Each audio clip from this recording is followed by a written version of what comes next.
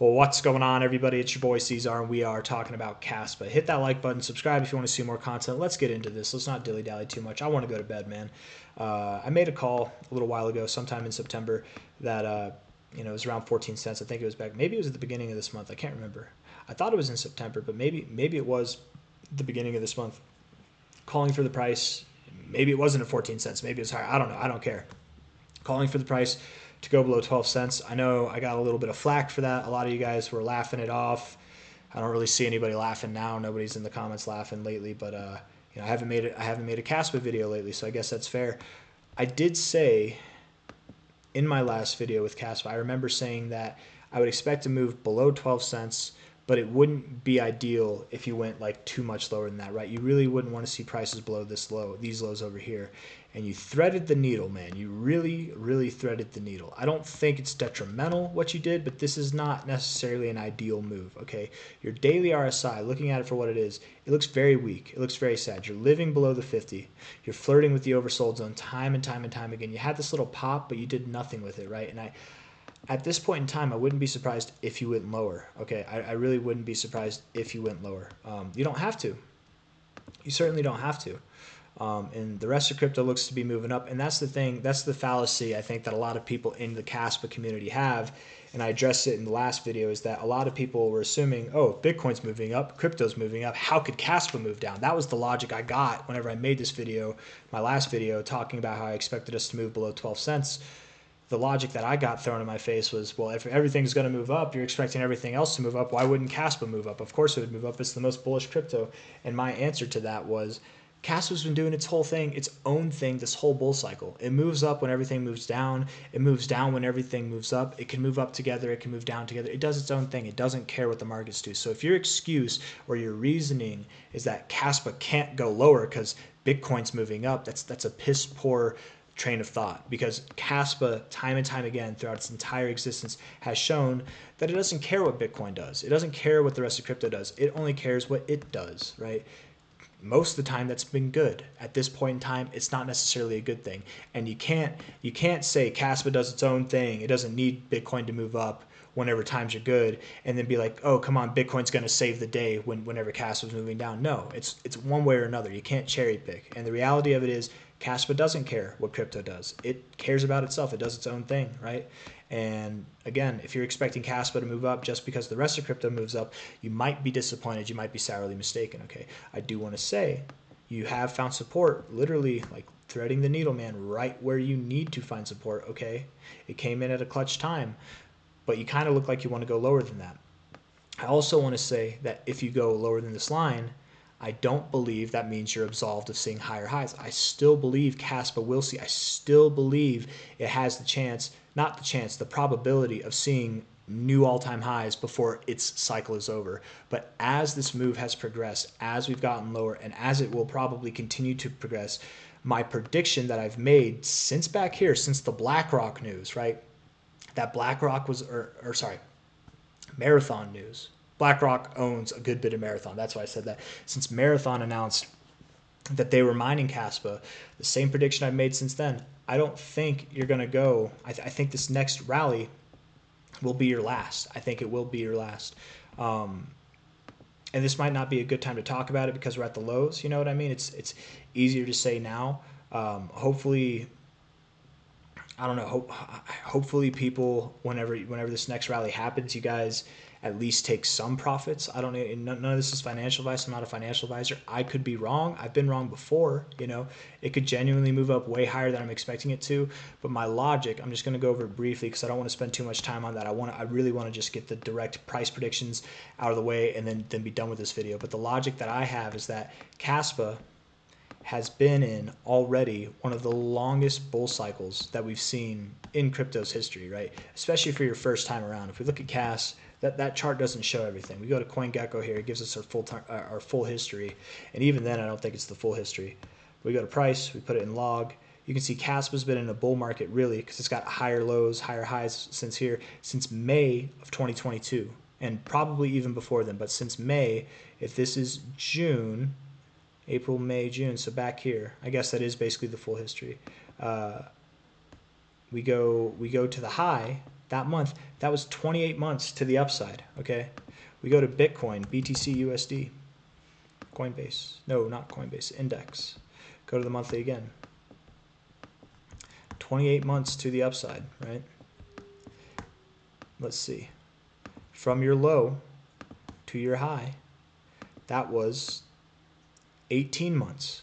Kaspa's first bull market already is nearly a year longer than Bitcoin's, and it'll be even longer than that, right? If this next high comes in the time that I'm thinking it's going to be, you're going to be at like a 38, 35, 40-month bull market, okay? But for right now, 28 months. 18 months was your first one. We move that over to the low here, right? Not the first low, but the low that like started your bull market right there. Low to high. Oh, come on now.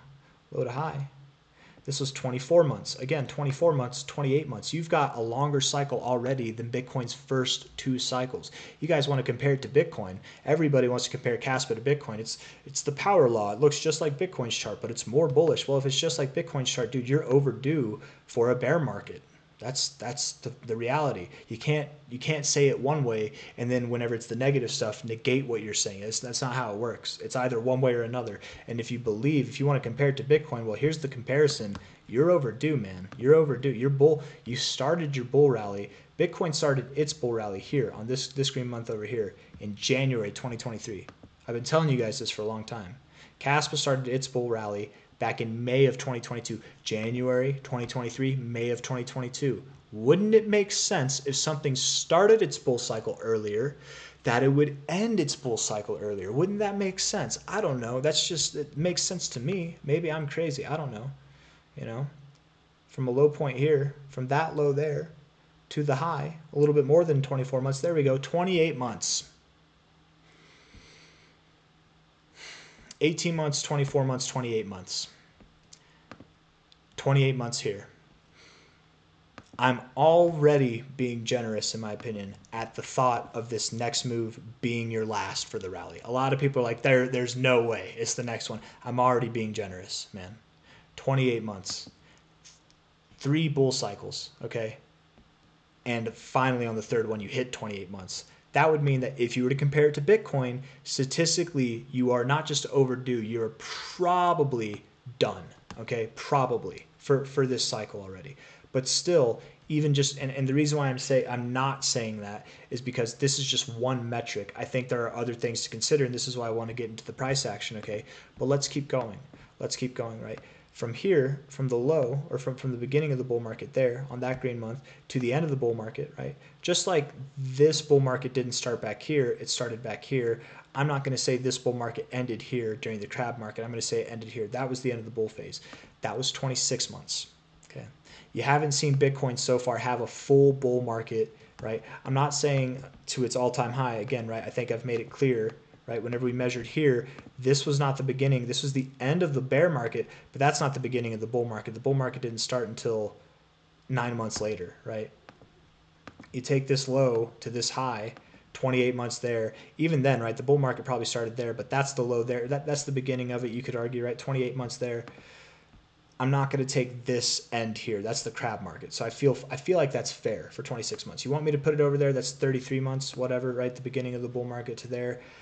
And in which case you could make that argument, okay, 33 months. Let's say 33 months. Well, then still, you want to make that argument, you want to hold to that. That means January 2025, right? The longest that we've seen so far.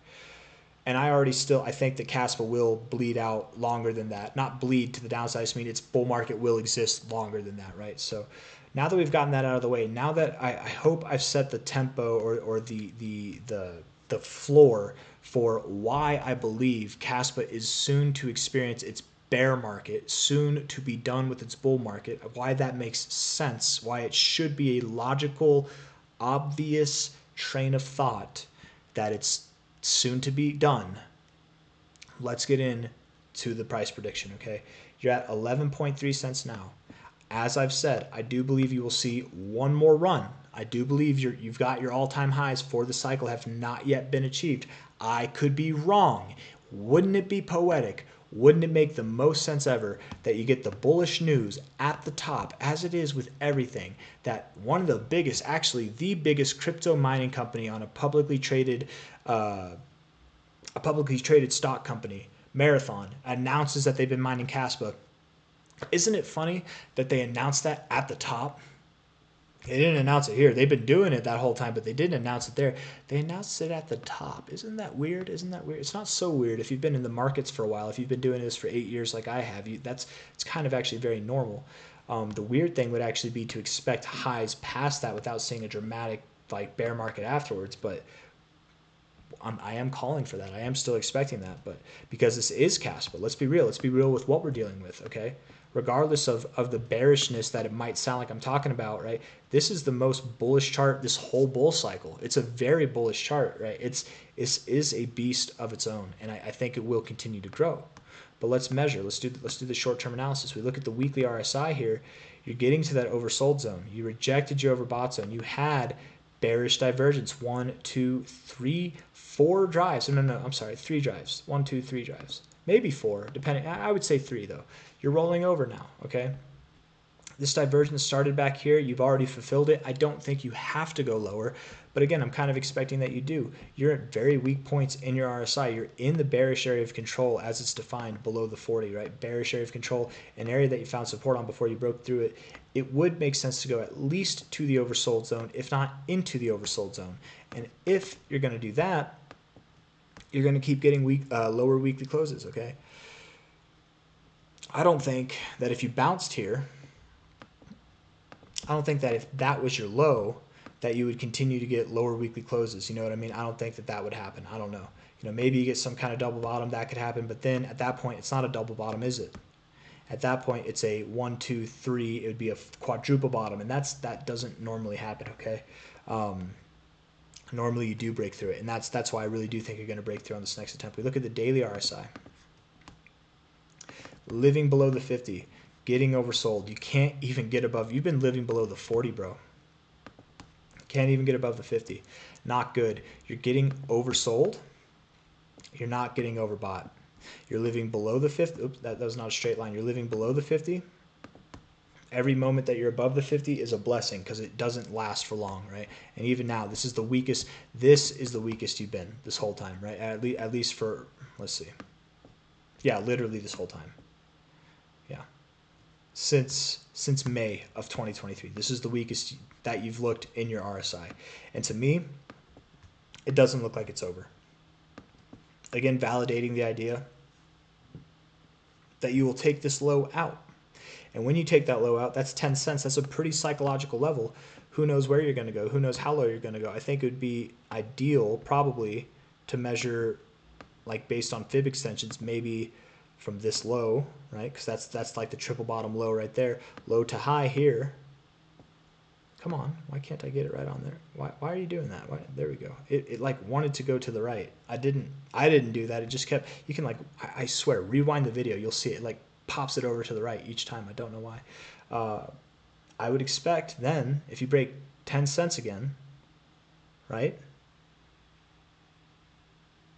You break 10 cents, guys, you're going to go to 8.3 cents to 7.5 cents. And wouldn't that make perfect? You could go all the way to your 1618, although I'm not calling for that.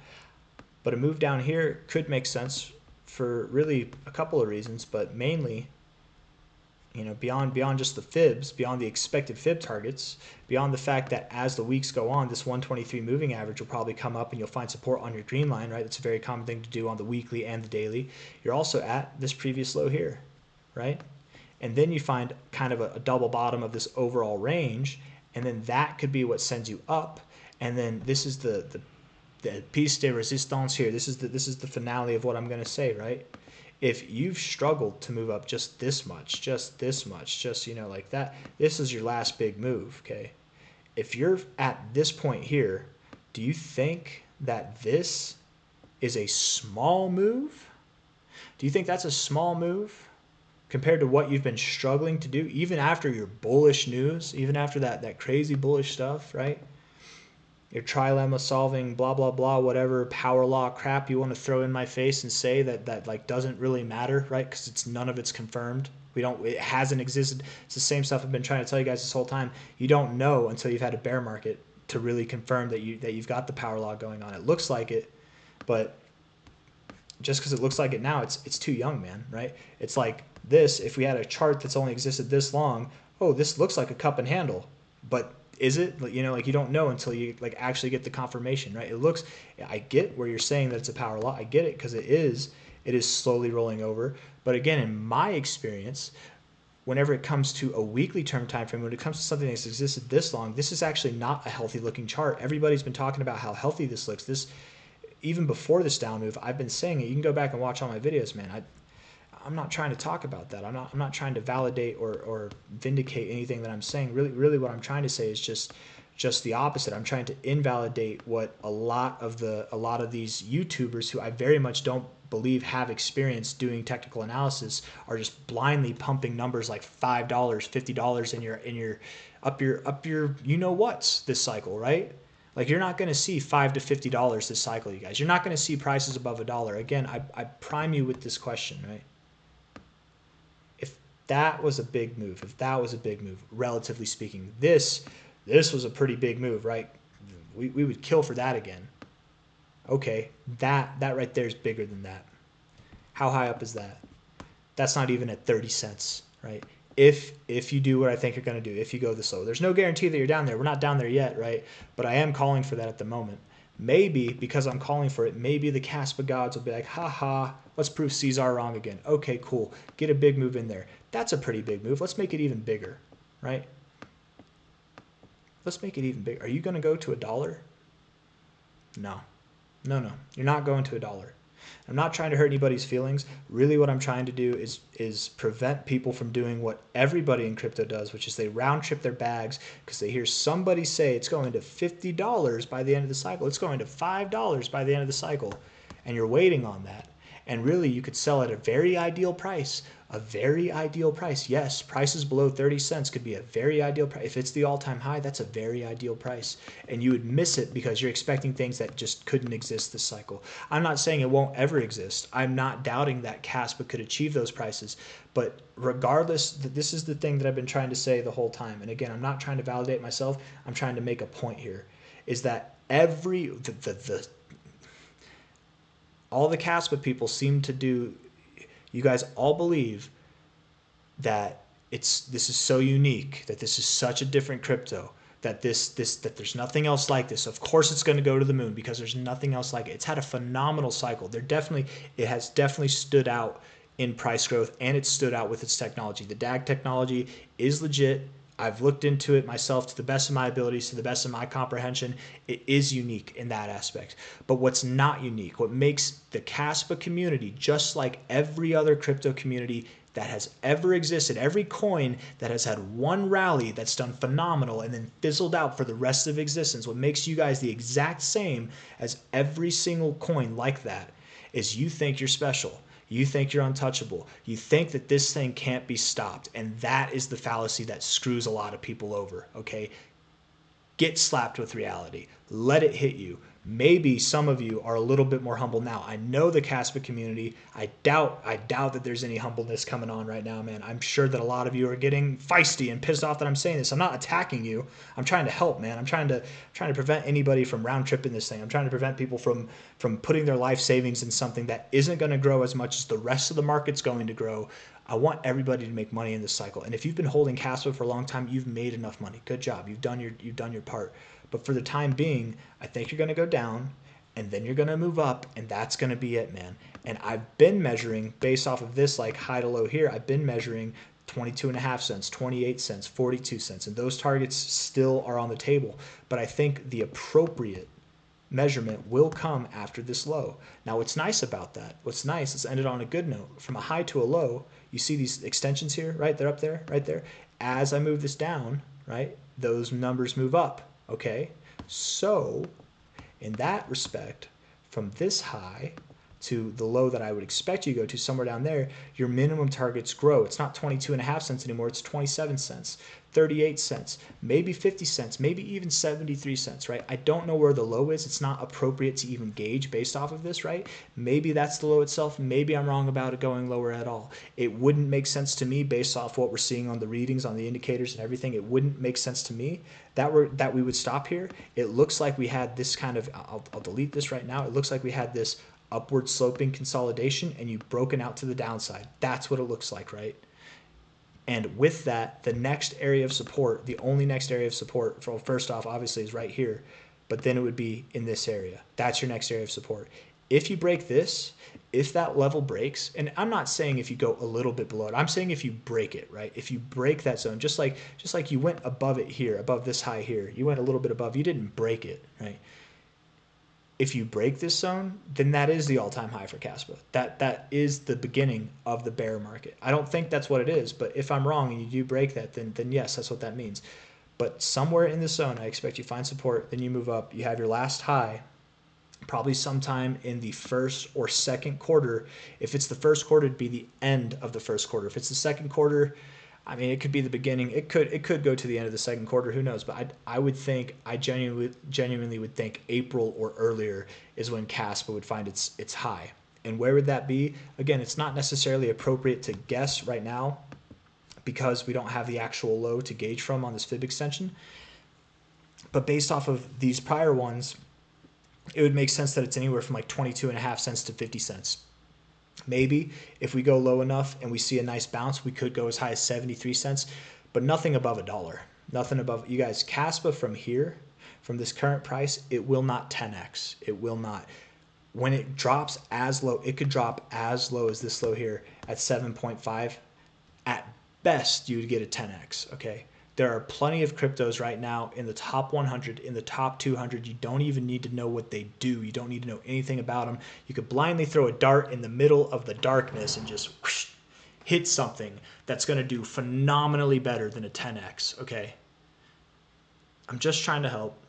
This isn't financial advice. I'm not a guru. I'm not a prophet. I know I'm talking like dad tonight, and I could very well be wrong. I very well could be. Maybe I'm underestimating this thing. But the risk reward for Kaspa is just not there anymore, man. It grew so much.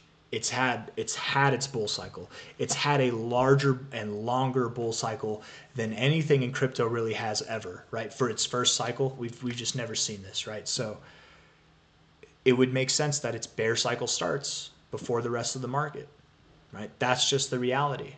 Regardless of where it tops off, if I'm wrong on that logic, at least let that sink in, because that is the truth of the matter. And I got nothing else I want to say. Best of luck to the Kaspa people. Don't panic. Don't shit your pants if we drop down to 7.5 cents, right? We could very well find support between 7.5 and 9.5 cents. You're at 11.2 cents now. You've already braved most of this drop. If you want to cash out in a good price and capitalize on your long-term capital gains, because I know a lot of you have been holding this since the beginning of this year or before then or even halfway there, I think that you'll be able to capitalize on some long-term capital gains at better prices if you're patient. If you want to throw more money in this thing, go for it. But I think there's better prospects out there. I don't know. And that's all I got to say. If you like the video, hit the like button. If you hate the video, well, you can just watch the next one and you don't have to leave a like, I guess. But I'll see you on the next one. Take care. Bye-bye.